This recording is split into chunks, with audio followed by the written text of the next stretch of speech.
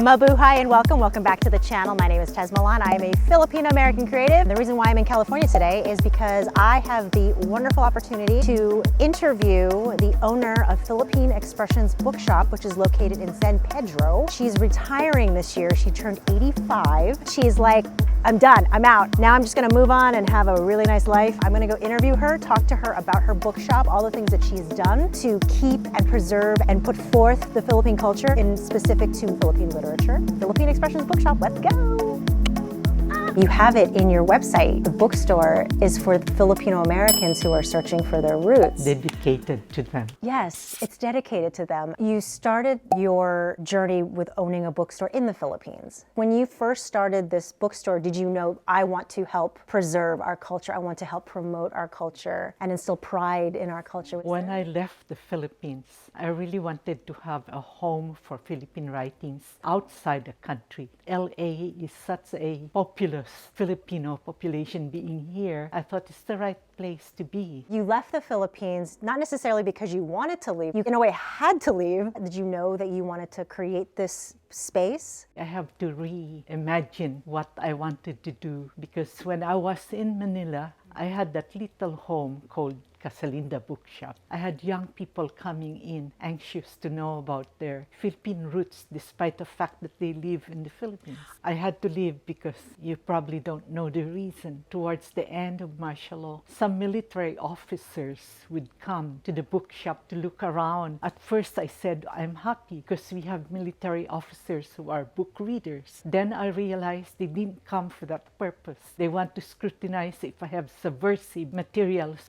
And I thought, wow, suppose somebody plants material and would behold to the military camps. I said, this is not a good way to live in fear. I'll go to a new place, rebuild and reimagine another situation where I could serve the community better. With all my travelings, I came across shops where they sell Philippine materials, Really? like old prints and maps and old books. I said, they belong to my country. I'll bring them back. So that made my bookshop a little different. It was fascinating going through different cities. When I go to the Frankfurt Book Fair, I make a side trip to all the stores I could find, pass through another city and explore. And I thought it's good. If there's somebody who wants to do a research, it's more accessible because it's right there in the Philippines rather than spread out all over the world. Yeah. You initially started your professional career in finance. Why did you choose to do literature? And why did you choose to open a bookstore after leaving finance? When I resigned, I just decided, what can I do when your country is in crisis?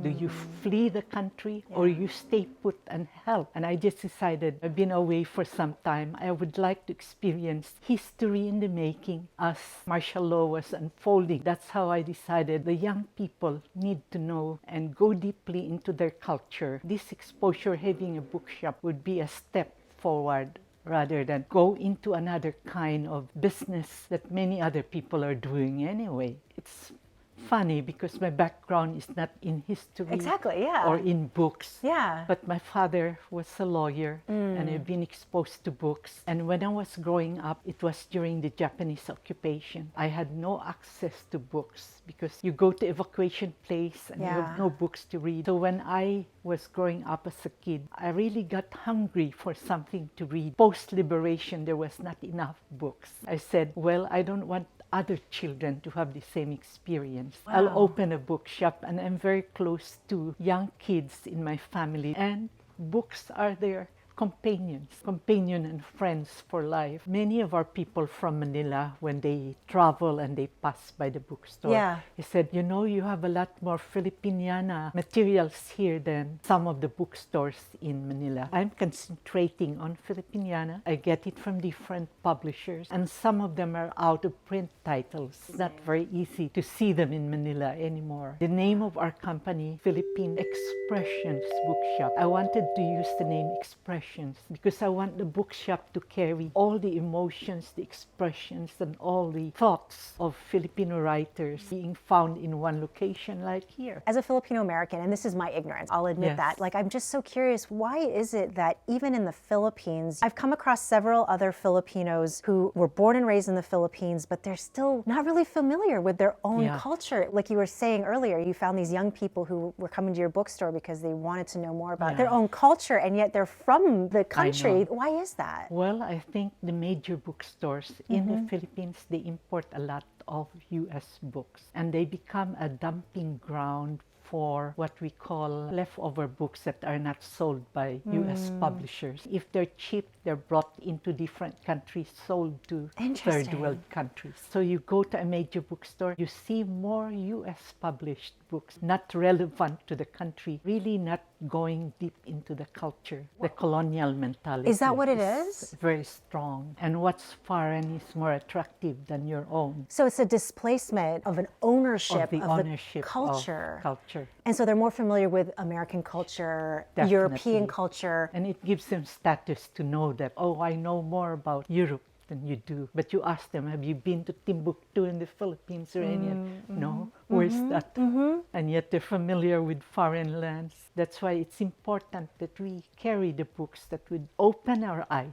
I'm sure you've encountered many people like myself who are like, oh, I'm finally excited to learn about my culture. Are you noticing that there's this sort of starting at a very young age now of embracing the Philippine culture, wanting to become closer to it? Or have you seen that shift? There is a shift. Is There's there? a greater awareness. Yeah. And even in the Philippines, they're trying to campaign. Okay. So much so that there are institutions that are really built up for that purpose, to promote what is ours rather than what is foreign. So we hope to 100 years from now, more Filipinos would be more Filipino by heart. It was always in my heart, but there was a disconnect between Disconnect, what it was that I was given to feed my mind about the Philippine culture, and that was the emptiness and the seeking that I felt, Yeah. because I felt There's the longing. longing, yes, that's the Yeah. word. The longing that I felt, but I was like, it's like I'm longing for something that I don't understand. Does it exist? And the more that I do this, the more that I meet people like yourself, the more it resonates with this fulfillment that I'm finally Well, experiencing. I'm glad you found your way around. As I'm doing this channel and as I'm doing these interviews, especially with younger people, I'm noticing that there's a younger generation who are very much about being and owning what it means to be Filipino. And when they come in here, they're Yeah. really happy to see, Yeah. wow, I didn't realize we have something written on this particular aspect of our culture that we never learned about. To me, it's very fulfilling. They may come, they may not buy the book, but the fact that they have discovered something that they have forgotten or have lost or have no idea, that in itself is already a fulfilling thought for me. After all, we cannot live on money. There are other things that will strengthen your spirit. Running a bookshop is not easy. Sometimes we don't have enough to pay the rent and you have to shell on your pocket. There are days and months when everything is okay. For all the 38 years,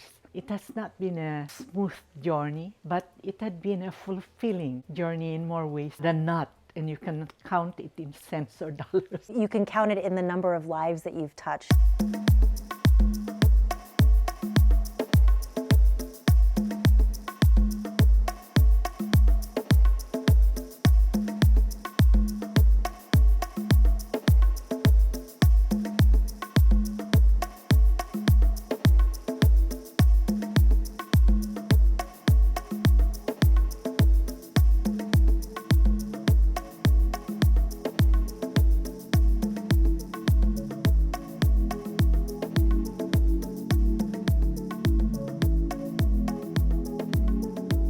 It's been 38 years. 38 years in LA, 12 years in Manila, so that makes 50 years of my life. I'm now 85 years old and I'm retiring by the end of the year. I'm looking for somebody who could take over the work that I'm doing. I wanted to ask what the future holds for the Yeah. bookstore, for you There to had been pass a the lot torch to. of interested parties. It comes back to them. What is the ROI when they realize that it's a lot of work involved? It has to be the right person who would feel that money is not everything. What does the future hold for you personally? We have a project which we call First Books for Filipino Children. I collect books that are relevant to the culture, even if it's not written by Filipinos, but it's books that our children could read and could inspire them and make them think that there are human values that are important. Yes. Whether you're Filipino or not. These are the type of books that I would bring to the Philippines. Right. We have two projects, one donation to the library and another one directly give to the children, because some of these the parents cannot afford to buy books. So this basically the first books that they will hold in their hands and say, this is mine. Robert and I went to one school in my province, and the kids at first, when I said, well, there are books, choose what you want. And then one of the kids said, do we return it at the end of the school year? I said, no, it belongs to you. He was jumping and said, I never have a book in my life. Oh my gosh. Oh my gosh. So it's very touching. And Robert said, we should continue this project because the joy you give to children, owning something of value, and it's not something material, but something that's good for their brains. When we go back to the Philippines, I'll ask one of these kids, how many books did you did you borrow from your classmates? And how many did you read? We have no children, so this is our family. The books and the children that come are our children. Well, that's it for this episode. If you liked it, give it a thumbs up, subscribe to the channel. What an amazing, amazing interview with Linda of the Philippine Expressions Bookshop. Incredible. Thanks so much for watching. I'll see you next week. Fil-Am. Goodbye.